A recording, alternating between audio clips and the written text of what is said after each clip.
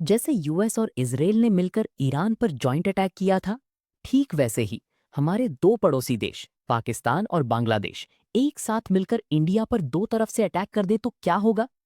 क्या India in दोनों देशों को आसानी से हरा देगा या फिर ये दोनों देश मिलकर इंडिया पर भारी पड़ेंगे? आइए देखते हैं आज की इस वीडियो में। दोस्तों, किसी भी जंग को लड़ने और जीतने के लिए सबसे जरूरी चीज होती है पैसा, यानी डिफेंस बजट।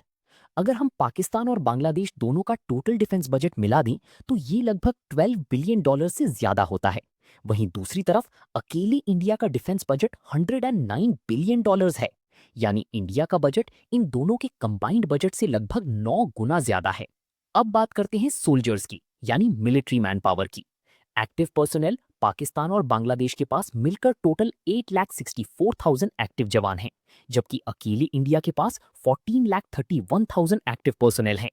अगर बैकअप फोर्स यानी रिजर्व पर्सनल की बात करें तो पाकिस्तान और बांग्लादेश के पास 5,50,000 जवान हैं, जबकि इंडिया के पास 10 लाख से भी ज्यादा का बैकअप तैयार रहता है। किसी भी मॉडर्न वॉर में सबसे बड़ा रोल होता है एयरफोर्स का। जो आसमान पर राज करेगा वही जंग जीतेगा। तो आइए देखते हैं कि आसमान में किसका पलड़ा भारी है। अगर हम फाइटर एयरक्राफ्ट्स की बात करें तो पाकिस्तान और बांग्लादेश के पास सभी मिलाकर टोटल 372 फाइटर एयरक्राफ्ट्स हैं, लेकिन उनके मुकाबले इंडिया के पास 476 एडवांस्ड फाइटर एयरक्राफ्ट्स की ताकत है। वहीं ग्राउंड फोर्सेस को सपोर्ट देने वाले अटैक हेलीकॉप्टर्स की बात करें तो पाकिस्तान और बांग्लादेश के पास टोटल 55 अटैक हेलीकॉप्टर्स हैं, जबकि इंडिया के पास 79 अटैक हेलीकॉप्टर्स हैं। अब आते हैं जमीन पर, जहां असल आमना सामना होता है। Armoured vehicles.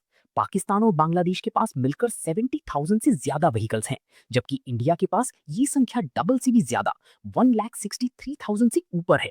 Battle tanks. Pakistan और बांग्लादेश के पास लगभग 3,000 टैंक्स हैं, जबकि इंडिया के पास 3,913 टैंक्स हैं, जिसमें T-90 भीष्मा और अर्जुन टैंक शामिल हैं। पाकिस्तान और बांग्लादेश के पास लगभग 700 सेल्फ प्रोपेल्ड आर्टिलरी है, जबकि इंडिया के पास इस मामले में सिर्फ 100 है। मोबाइल रॉकेट प्रोजेक्टर्स में भी पाकिस्तान और बांग्लादेश के पास 700 से ज्यादा सिस्टम्स हैं, जबकि इंडिया के पास ये संख्या 300 है। हालांकि टोड आर्टिलरी में इंडिया आगे है।